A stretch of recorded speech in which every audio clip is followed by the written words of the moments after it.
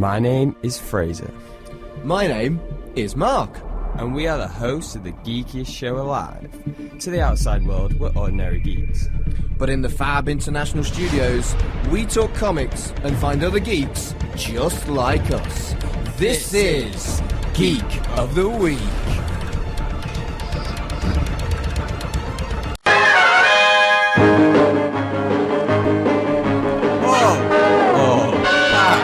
Guys, every week. Yeah, he does. No, he doesn't. He lied. So, this is a section of the show called Pull or Pass, where we take a look at typically free comic books, sometimes more, but usually free, let's be honest with ourselves here. Yeah. And we say whether we're going to pull or pass on these. And if you're like, what is this terminology? Basically, pass means, leaving it. But pull, when you go into a local comic book store and you pick up a comic book, let's say you saw the Hellboy trailer. I was going to say Shazam, but I'm not even going to deal with Mark's negativity or what he's going to say about it. Say you see the Hellboy trailer, you're like, I want to check out a Hellboy book. You pick up a Hellboy 1, 2, 3, whatever it is. You pop it on the desk and go, I'm going to buy this. And the clerk goes, hey, do you want to add this to your pull? And you say, yeah, sure. What that basically means is whenever there's a Hellboy comic out, 2, 3, 4 billion, they'll put it behind the desk for you, and it's sort of like a subscription service, but less like hassle, less scary, like you need to set up a direct debit, we're going to charge you every month, you need to be here every week. It's chill, you know, they'll just keep them back there. Any books that you're interested in, they can keep there for you as long as you tell them. You can actually put stuff on advance in your pull, so if you know something's coming out, we learned this the hard way, we're definitely starting doing it in the future now. You can put it on your pull, so when that new book comes out, they'll have it there ready for you. You can just come up, it can be every Wednesday or once a month, like payday, and be like, hey, what's on my pull? And then they'll bring it out for you. Back in Aberystwyth, where I went to uni, we had a nice little folder. It was very, it was nice. It was like, aw, something that belongs to me and takes a lot of money away from me. Like a child. I collected my pull yesterday and it cost me £27. Oof. Yeah. Was it is this a every Wednesday kind of situation? No, I hadn't collected it for a while. But it was still an oof moment, yeah. It is important to say as well, you can take stuff off your pull, like if a new writer or something, or it goes in a direction you're not too keen with. Yeah. Or you just wanted to read a certain part of the story, you can take it away. Now, the free comic books we're talking about this week are Justice League issue 19 by DC. Now, I know what you're thinking, but Fraser, that's not her first issue. Don't worry, guys. It's part 1 of a new story they're starting. So basically, that's another thing as well with comics. You can just start... honestly, you can start wherever. It's kind of nice to start at a part 1 of a story, but it doesn't really matter, because what they'll do is they'll explain... There's a nice little intro at the beginning of the story just to catch you up, and important stuff is, told within the story. It's not like jumping into a third season of a TV show and being like, wait, what? Comics book creators recognise that it's a scary world to get into, and it's always continuously going, so you can dip in and out whenever. So, yeah, Justice League, part 1 of a story. What were your thoughts on the book? I liked how the Justice League had, like, bants and bitchiness. Yeah. I thought that was quite... That was realistic, innit? Good team. That was a surprise. It made them more human rather than stereotypes or cliches or tropes. Yeah, the thing is with the Justice League, and people always make this comparison with DC and Marvel, is that the DC characters, it's gods. They're gods. They are insanely powerful. There are gods trying to deal with human stuff, and Marvel is sort of like humans trying to deal with god-like powers. But yeah, what they've managed to do with this run on Justice League, Scott Snyder and the team over there, is, humanise these characters and make them a bit more relatable, and I kind of dug that. I mean, Flash, for me, whenever I've read Flash, has always been a relatable character, but yeah, I totally agree with that team dynamic. I'll let you carry on because I sort of interrupted you there. No, it's cool. Evil Buildings was beautifully bonkers. Yeah. And it wasn't something I was expecting. No. And... I'm a sucker for a double-page spread, so there was some pretty. There was some very serious pretty going on as well. Yeah, it's a cool introduction as well, isn't it? The first image you see is those buildings with all the stuff coming out, and you're like, okay, this is a cool start of a book. I'm down for this. I did feel like it was a very good introduction for the writer's the writer's kind of take on the Justice League. I did feel that worked very well. And that's hard to do. And without being patronising or without isolating your long-term fans. So I thought that it did very well there. Yeah. That imp, if my memory serves, the imp with the unpronounceable name. Yeah. Isn't that the one that was in Wonder Twins a couple of weeks ago? Yeah. And it's follow-up from that story that we read. Yeah, how funny is that? That's pretty cool. Because I was like, when I turned it over and I saw him, I was like, I swear we've read this. And oh my goodness, Wonder Twin. Like, yeah. And I was like, see, this is a nice way sort of like, you know, connecting the stories together, but without being like, oh no, this is a crossover. Which, you know, crossovers can be very intimidating. Because like, how much do I have to read and stuff like that? Exactly, you didn't need to know. That it was in Wonder Twins. But it's kind of cool that it was. Nice. Yeah, because it's one of them, if he says his name backwards, you know, it all goes afloat. But yeah, no, really cool choice of villain. Dead wacky and bizarre. And it's like you say, the reason I picked this was because I sort of wanted to highlight for our listeners on Polar Pass who are still a bit sceptical about actually getting into reading comics, or just like are still worried about, you know, I want to read Justice League, but I think I'm going to wait until they restart the universe again, or I'm going to wait until I see something that's a one, or I'm going to go back to this, where it's like, you can literally just jump into the story. Of course, if you want to, go back and read a few first issues as well. Maybe check out like New 52 or pre-New 52. You can start again with the Rebirth stuff. But you can just jump in and, you know, the writers and team there will help guide you into this world. I mean, I'm quite, like, here's my result. I'm definitely going to pull on this. I'm going to keep reading, at least for this story, and maybe even more, just because I do like that Justice League dynamic. The twist at the end was like, ow! Yeah. I liked that. And you can kind of get used to twists at the end of comic books because they happen so frequently. Yeah. And it's almost a cliche in comics now, but this one got me. Yeah. I do feel, for me personally, DC stuff, I do tend to read on trade. I do. I don't tend to. I don't even really know why. I think I've got one Vertigo title on my pull, and certainly none of their superhero stuff. I think I am interested in this story, but I think I'm going to wait for the trade, and I don't even really know why. I think it's just me being weird and just having that weird moment. It's interesting you say that, actually, because I've loved DC trades in the past, like Identity Crisis and New 52, and I've really enjoyed those.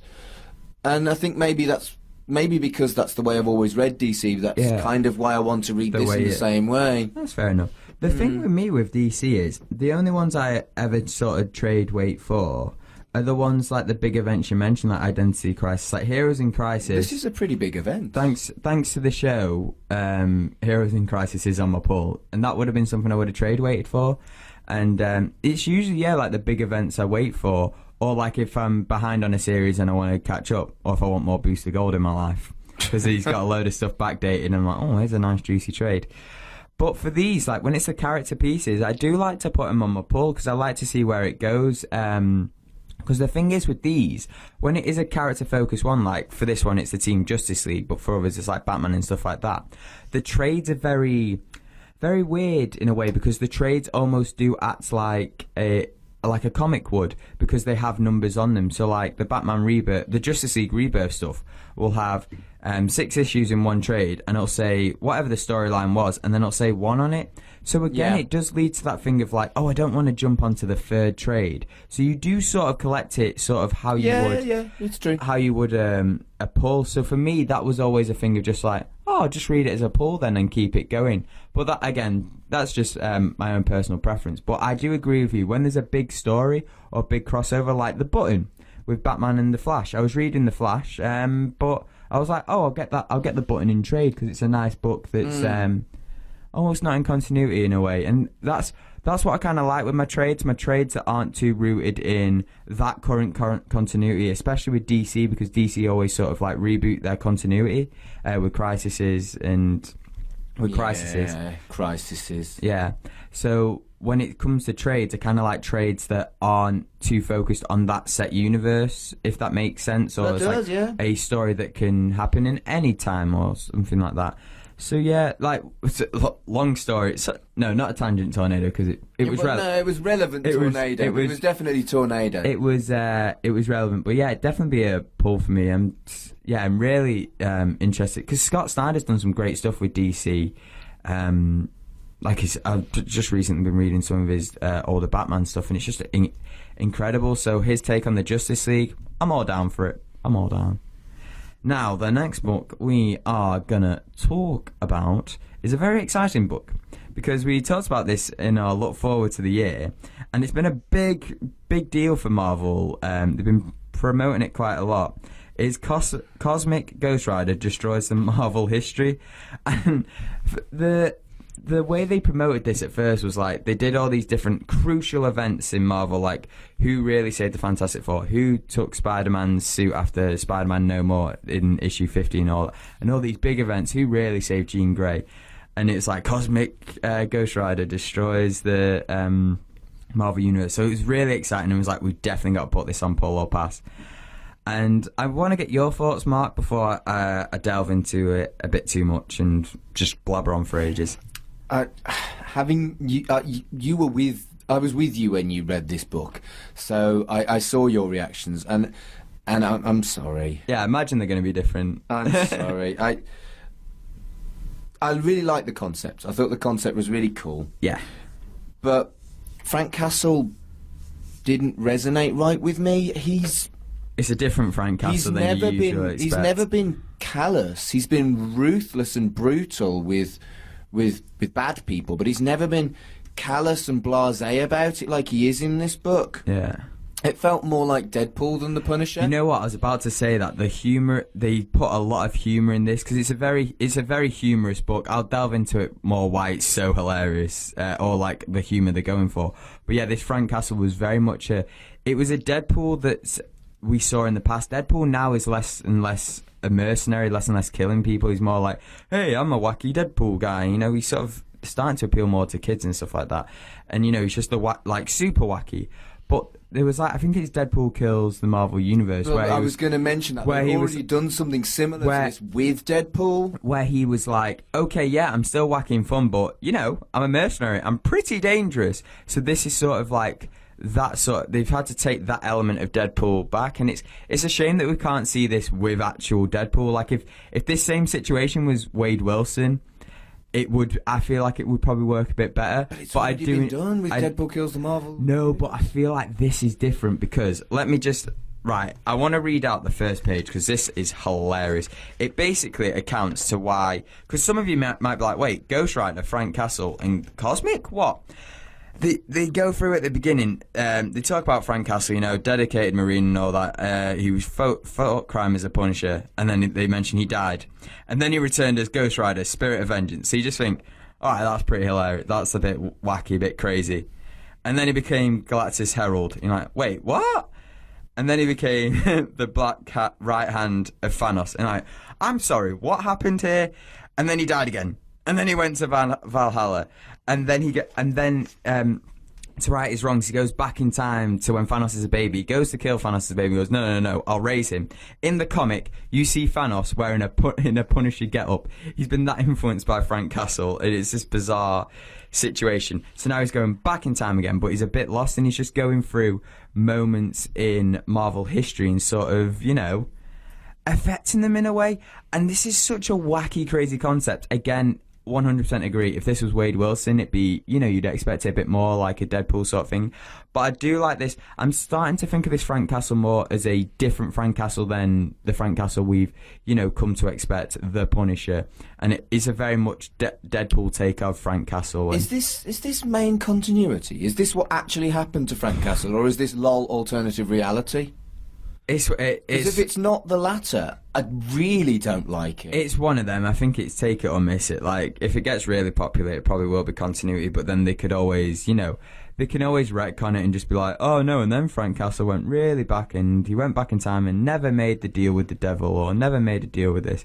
I do like how there's a page where he just like, he kept going, like explained his situation. He went, I went to this devil, the actual devil. Then I went to this devil, which was Galactus. Then I went to this devil, Thanos, and that was a real bad one. He was just like, just so many bad decisions made.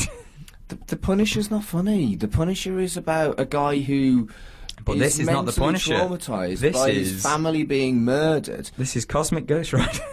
But then why make it Frank Castle? I again 100% agree with you. I feel like this would be better, slightly better if it was Wade Wilson. Unfortunately, we don't live in that comic universe anymore where Wade Wilson would have been, because you need a bit of do you need a bit of serious versus this? Maybe not. Maybe forget that thought. But it probably would have been better with a Wade Wilson in this role, just going crazy. But you know what? I'm down with a bit of comic craziness, so it's definitely a pull for me. And I want, because they touch upon the new Fantastic Four, so we get to see a bit of Spidey. But so I was like, ooh. But then I definitely know they're going to touch on even more Spidey, because they're ruining they're destroying his history as well. So it seems like each issue, it's going to be a mini-series. Each issue is going to be focused on a different part of history. So this was like the Fantastic Four one. He saves the Fantastic Four, they get his powers. They become the Fantastic Five for a bit, and they're like, yeah, you don't quite fit in here. So it's that was pretty cool. I also liked the child in it. So he goes back in time to visit his family, and he visits his young child, Frankie, wants to be called Francis. And he basically tells the story of how he's a superhero. Now, he's from the future, so it's a grey Frank Castle. Now, again, that could be a way they retcon it. It's just be like, oh, that future no longer becomes a part of it. That doesn't happen to him. Frank lives a normal life afterwards. Maybe a happy life. Maybe his family doesn't die. But the way he tells... So as he's telling the story to the kid, obviously he's telling a different narrative to what actually happens. And I liked those two different parallels. The unreliable that was hilarious. The unreliable narrator thing is great. He was like, it does work well, but... Yeah, I quit the team. No, you... And then, Reed Richards like, yeah, we need you out of the Fantastic Four. That was nice. It's a nice search, and I'm looking forward to seeing more of future Frank Castle's unreliable narration, and the kid just loving every moment of it. He's like, yeah. This title has made for trade written all over it. It's a limited series that can then be put into a trade, and it's a one-off, and hopefully it's an alternative reality, because it's going to be one of them that people are going to see this and go, oh, that's bizarre, I'm going to pick this up. Exactly, and I can see how it would work as a fun one-off for people, but for me, I just struggled with the way they were portraying Frank Castle. Yeah. It's hard. Yeah, it's hard. I think a lot of times with comics, when you're reading a character you beloved so much, seeing a different version of him really does put you off. But again, it's one of those things with Into the Spider-Verse recently. As a Spidey fan, you've always got to get used to different versions of Spidey or Peter Parker in some cases. So I've sort of became more adjusted to that and know, okay, so this isn't a Frank Castle I usually get. This is a new Frank Castle. It is a pass for me, but I do understand that. It's an adjustment in it. Oh no, mate, I totally understand, because Frank Castle is one of them where you don't really see much alternative versions. So it is that thing. Again, maybe Wade Wilson would have worked a bit better, but we got Frank Castle, we got a bit of craziness, and I'm pulling more and more of this craziness because I loved it. Now, the last book we are going to talk about is Morning in America by Omi Press. Now, what did you think of Morning in America? Well, I wanted Astro Hustle, but we couldn't get a copy of it, so we're going to cover Astro Hustle at another point. Yeah, Morning in America was kind of like our emergency replacement, so I wasn't really didn't have any expectations of it. Just like, it was just there it is, it's a number one. It wasn't one we'd prepped for, wasn't one we'd been looking forward to, or even had on our radar. You prep? Not joking. Hey, I do good prep. But I did notice it was by Oni Press, or Oni Press, I'm not sure how you pronounce it, who do the Rick and Morty comics, and I blooming love the Rick and Morty comics. It's Oni Press. Whatever. Press. I'm not joking. Whatever. But they're the Rick and Morty comics are brilliant, and so I was kind of like, okay, all right, I'll give this a whirl. Give them a go. And the first thing that I noticed was it was this group of kids, and they were giving each other some lip, and they were quite cliched old comebacks and taunts. Then I realised, of course they were. It was set in 1983. So it was deliberately done with those cliche stuff that wasn't so cliche in 1983. And I was like, well, that's clever. It was very clever, yeah. Yeah, I liked that a lot. As soon as I was very excited when I saw Ohio as well, because that's basically my summer home. I was like, hey, Ohio! How was it for you then? Did it look like Ohio? Did it feel like an authentic Ohio? Are you trying to insinuate that Ohio hasn't changed since the 80s? Because you're right. No, okay. Right. Well, I didn't see a Chipotle or a Mitchell's, and they're the main things in Ohio that I see. For those of you who don't know American fast food, or more specifically Ohio fast food, that's a burrito place and an ice cream place. I like both of those things. They are both great. But yeah, I really did.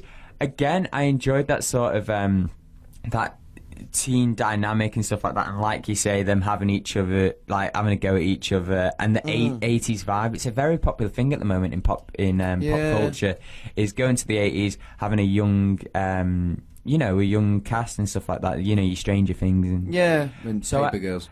I did enjoy that. He's foreshadowing here, mate. But yeah, so I really did. Really enjoyed that dynamic. I liked the LGBT character as well. Yes, that was really a cool. nice surprise. And yeah, just the way they had each other's back, it was kind of funny, and I liked the take on America as well.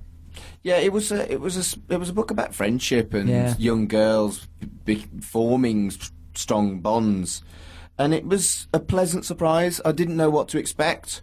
The front cover was completely incongruous. I don't understand the front cover compared to what was in the comic book at all. In fact, never judge a book by a cover. This is a prime example. I think it's a terrible flaw of the book, to be honest with you. Yeah. The front cover suggested weird horror, and that's just not what you got inside the book. That's why you went for it. No, not necessarily, but I did feel like if you judged a book by its cover, you'd get the wrong. You'd have got the wrong book, and that's a terrible mistake, really, a flaw. Yeah, really.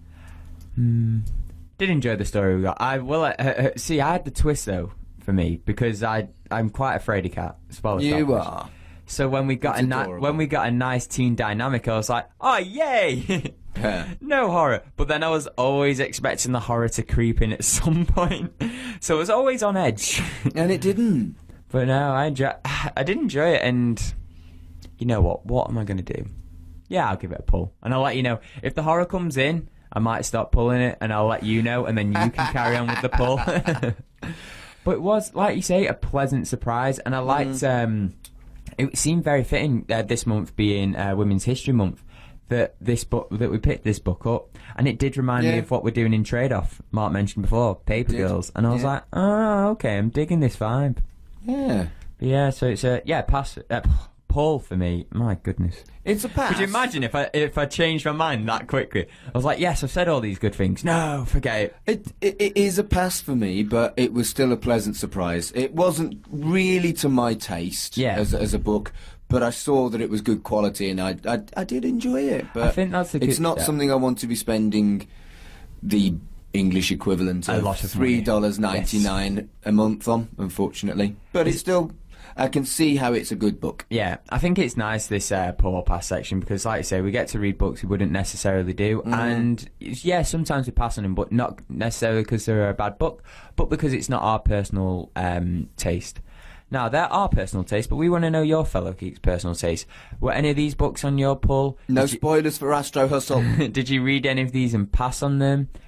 What else was on your pull? Did you get Astro Hustle? I think there was a distribution issue, so I don't think many got out there.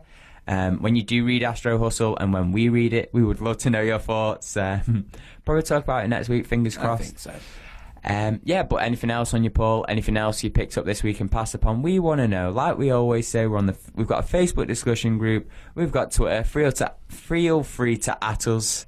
Say hello. Say hello. We've got the YouTube comment section below. If you're listening on YouTube, if you're listening on anything else, you're thinking, you liar. It's not below. It's on another tab. It is. We've also got Tumblr, but like we say, Tumblr. That's more where we keep everything that you can click on the interactions there are a bit hard.